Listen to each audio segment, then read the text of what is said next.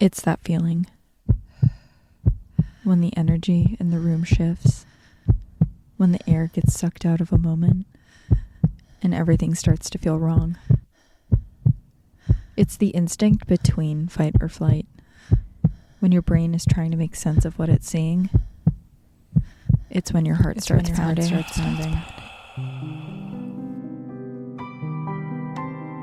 Welcome to Heart Starts Pounding. I'm your host, Kaylin Moore. If you're joining us for the first time, this is a podcast of terrifying tales, often told by those who lived them. And if you're a repeat listener, welcome back.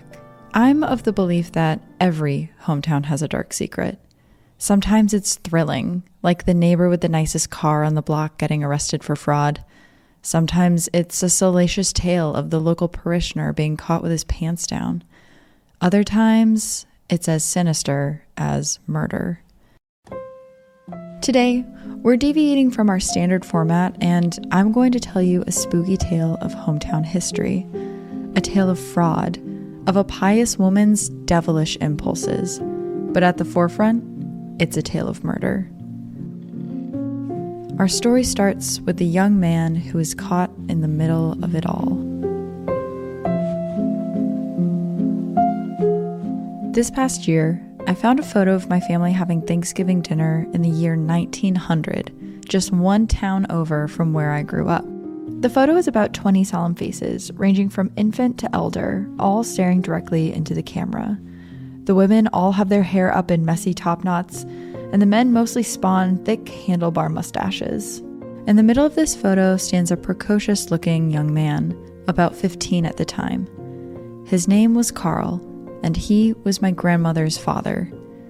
He's young and spry in the photo, which is hardly an indicator of what was to come for him. Carl was just 22 years old in 1907 and living in Windsor, Connecticut, when a woman named Amy Archer and her older husband James moved in down the road and opened what many believe was the first convalescent home in America. For just $7 a week, or $205 in today's dollars, you could move your loved one out of your home and into her boarding house, where every accommodation an ailing and elderly person needed would be met. Thought you might live a while longer? No worries, you could pay a lump sum of $1,000 for lifetime care, which allowed you to live out the rest of your days, however many there may be, under Amy's loving guidance. Maybe people were overly optimistic about how long they'd live, or maybe her reputation as a caregiver was just that good. But most people chose to pay the lump sum of $1,000 up front. Which one would you pick? Leo had some thoughts. Well, knowing what I know, I would say $7 a week. But I feel like $1,000 for like the rest of your life, that's not bad. That's not a bad It's like that's a bad business model. You can either pay weekly, so no matter how long you live there, she'll make money, or you pay it all up front and she just has your money, and then there's like no way for her to make any money after that. Oh, yeah, I didn't think about that. I was thinking like if I'm the old person getting put into the home, yeah, and my family is paying, like that's not a bad deal for them, because I doubt people had a lot of money back then. When you're old and I'm putting you in a home. Yeah. I'm paying $1,000 and I'm taking my ass somewhere else. Carl and Amy had struck up a friendship upon her arrival in town. Amy was a very godly woman, being nicknamed Sister Amy for always having a Bible by her side. And Carl really respected that. He taught Sunday school at Grace Episcopal in town, and soon Amy became known for her large donations to St. Gabriel's Catholic Church. At this point in Carl's life, he was a junior reporter at the Hartford Courant, but his detective spirit and journalistic mind led him to also be the treasurer of the Windsor Rogue Detecting Society. Like Sherlock Holmes. Like Sherlock Holmes, no, but he was just a man that loved neighborhood drama. And that passed down through generations. That is what we got. I cannot digest lactose, and Carl was catching serial killers, but I love small town drama, and I think that's the gene that made it through. One day, when Carl was reading the Courant, the paper he himself reported for, he saw Amy's name. This wasn't an article recognizing her good efforts for taking care of the elderly. No. Amy was being sued. In 1909, Amy was sued for $5,000 for neglect of one of her inmates, Teresa McClintock. That's almost $150,000 today. Teresa wrote the following to her daughter in a letter. "Oh, Belle, take me away from here. I had chills all last night and I called and called for someone to come to me. When Mrs. Archer came, she was ugly and told me to shut up. I asked for some hot water to drink and for a hot water bottle to be put at my feet. She did nothing for me, and I'm afraid of her because she is so ugly." Like, in today's terms, this woman is foul to look at. Please take me away. Get me out, slay. The lawsuit was a financial disaster for Amy. The house only had 21 beds, and all of them were full. And since it was uncertain how long each person would live, and most of them paid their fee up front, she didn't know when the next payment was going to come in. The next year, tragedy struck again when her husband James died suddenly. He had been complaining of stomach pain for a short time when he died on February 10th, 1910. James's death came a few short weeks after Amy had taken out a life insurance policy on him. Kidney disease was the official cause of death on the certificate, though he had no symptoms of kidney disease prior to his death. This part gets a little fuzzy. It's unclear if James kicked off what would become a larger trend or if he was part of an already implemented business model. At the current, Carl had access to all of the obituaries that were published in the area, including the ones that were coming out of the Archer home. In the 2 years after the lawsuit, there were 60 obituaries to come out of Amy's convalescent home. This was well above what was average in town at the time. Sure, you could attribute it to the fact that the clientele was in the later stages of their life, but the death certificates were horribly vague. Old age and indigestion were written on most. It's also interesting to note here that in 1913, Amy remarried to a man named Michael Gilligan, another older gentleman with 4 adult sons. Michael passed away just a few months after the wedding, leaving his entire estate to Amy, not his sons. His cause of death? Acute bilious attack. In other words, stomach pain. It is absolutely wild to me that you could literally put down anything as a cause of death. Anything. In the past. Like, literally, stubbed toe, dead. Yeah, he died because he stubbed his toe. Like, I don't know what to tell you. And the fact that old age was just, like, written on so many death certificates for the longest time, when, like, there's so much you can learn. Even if someone's old when they die, you still want to figure out why they died so you can prevent that. But they were like, oh, this person over 60, death was coming for them. Yeah. I'm surprised it didn't happen yesterday, to be honest. So Amy had a specific cure for stomach pain, lemonade, which at the time was used to cure many ailments, cold, flu, skin conditions.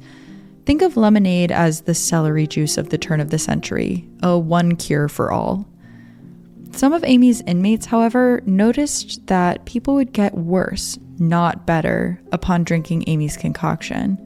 One time, when the doctor in town, Dr. Howard King, came to make a house call, a patient told him they thought something was wrong with Amy's lemonade. He drank a glass in front of them and lived to tell the tale, which should have put them at ease, but still didn't. I'm obsessed with old-timey medicine. Oh, you think this is poison? Well, I guess I'll eat it and we'll find out. Yeah, literally putting fuck around and find out to the test. Yeah. Carl started to feel like something was very wrong. But what was he to do? If he went poking around, he risked his reputation. Amy was beloved in town.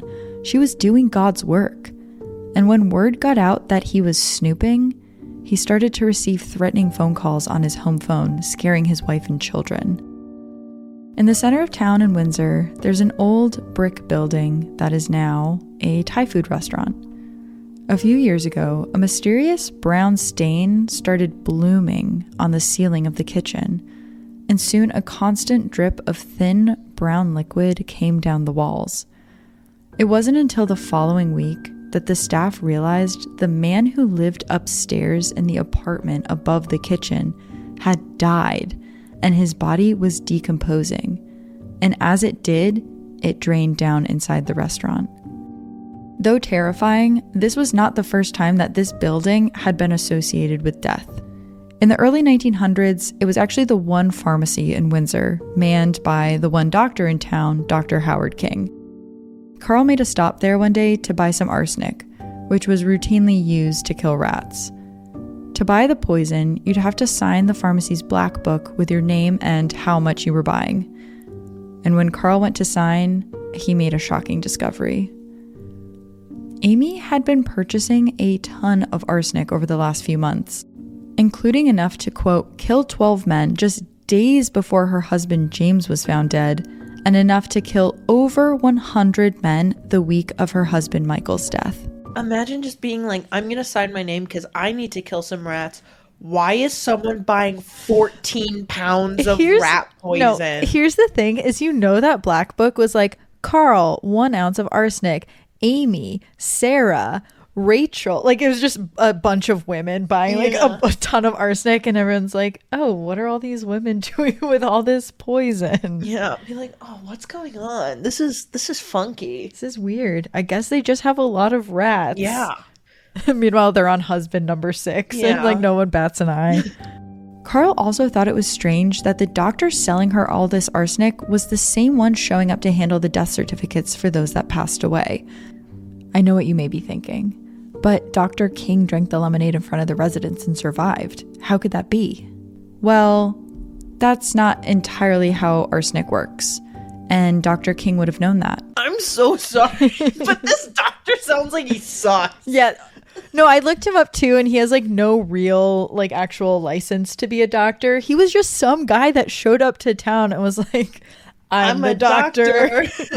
I'm a doctor. Look at the stethoscope I have that I definitely did not find in a dumpster. I'm the doctor now. Arsenic takes repeat ingestion to kill. One serving, even a large one, may cause digestive issues in the consumer, but not necessarily death. Carl was apparently so freaked out by this revelation that he got an editor at the Current, Clifford Sherman, to open an official investigation into the Archer home. Of course, forensic science wasn't the same back then that it is today, so it took a long time to actually be able to convict Amy of anything. And it was all because of a resident named Franklin Andrews. So in the fall of 1912, a man by the name of Franklin Andrews took up residence at Amy's boarding home. He was an older gentleman with arthritis, but other than that, he was in good spirits. When he first moved into the home, he noticed how run down it was. Amy blamed it on not having a handyman after the death of her husband James. But once she remarried Michael in 1913, Franklin and Michael developed a strong friendship and started fixing up the house together. So it came as a huge shock to Franklin when Michael died.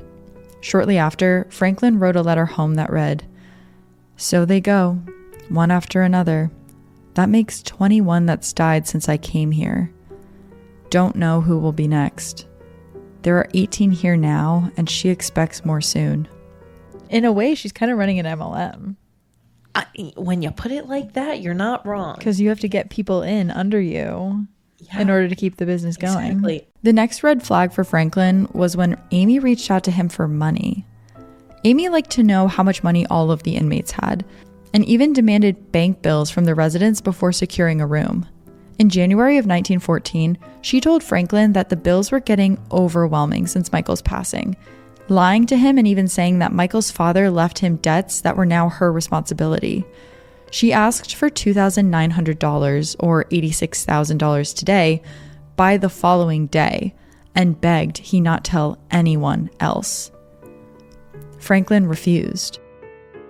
And if that weren't enough reason for Amy to take action, at the same time, Michael's adult sons were fighting Amy on his life insurance money. A judge had just ruled that everyone involved, Amy and Michael's 4 sons, would get a share of Michael's money. Amy had not planned for that. So on the evening of May 29th, 1914, just a few months after his refusal to give more money to Amy, Franklin started complaining of a stomachache. Which was strange because just that day he had been painting a fence for Amy and appeared in good spirits. Later that night, he took a turn for the worse, vomiting until all that was coming out was bile and something that looked like coffee grounds. His roommate called for Amy, who refused to call Dr. King, and instead offered him a glass of lemonade. By the morning, Franklin was dead. But Franklin had a sister, Nellie Pierce, and Nellie refused to believe her brother became randomly ill enough to die. She questioned Amy on what had happened, but Amy's story kept changing. At one point, Amy claimed that Franklin had just eaten too much that night, and Dr. King confirmed. Franklin had eaten so much that it put a terrible strain on his heart. And that was that. Yeah, this doctor's such an idiot. That, doesn't sound real. If eating too much was enough to kill you, I would be dead 1,000 times over. Yeah. I would have died last night. Also for her to be like, oh, well, he ate a lot, so I think that's how he died. And the doctor to be like, yes, honestly, that sounds legit. Sure, okay. I mean, you know him better than I do, so. But Nellie wouldn't stop. And she was able to team up with the official investigation that was happening on the Archer home to order an autopsy on Franklin. A tell for arsenic poisoning is not just how the body responds to it during exposure, but also how the body responds to it in death. It took 2 years to be able to obtain a proper autopsy, and when the mortician and investigators dug down to the box that held Franklin's remains, one of the first surprising observations was that there was no smell. Surely a 2-year-old corpse would have some sort of smell, but Franklin did not. Then, as they cracked open the lid to see what they could make of whatever was left of Franklin, they were shocked to see that he was all there, in almost perfect condition. Arsenic can preserve bodies. This was actually discovered by Dr. George Adolf Walper in Berlin in 1806. He was studying arsenic when he heard the case of Sophie Ursinus.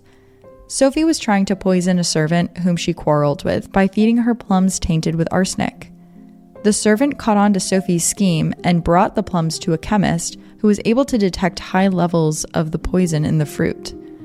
This led to local authorities opening up an investigation into the strange deaths of Sophie's husband and aunt 3 years prior. And when the bodies were dug up, they had not decomposed at all.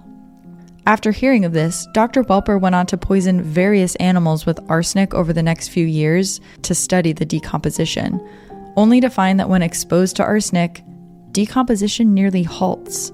So Franklin's condition, coupled with the fact that his stomach was so well preserved they were able to test what was in his stomach the night he died, was enough to convict Amy of Franklin's murder in 1916.